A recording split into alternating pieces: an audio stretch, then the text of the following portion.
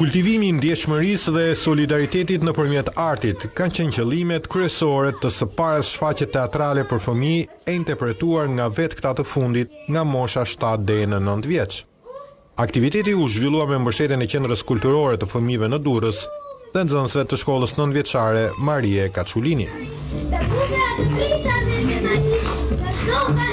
Kishte shumë vlera, u zhvillu dhe shumë empatia për njëri tjetrin, një shembull shumë i mirë për gjithë fëmijët, një mesazh që kur jemi të bashkuar, ne bëjmë ndryshime të mëdha.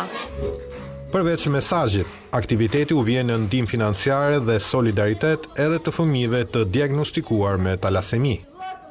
Është shumë e rëndësishme të citojmë që kjo shfaqje nuk është vetëm një shfaqje kulturore, artistike, por është një shfaqje me një ndërmarrje sociale shumë të veçantë.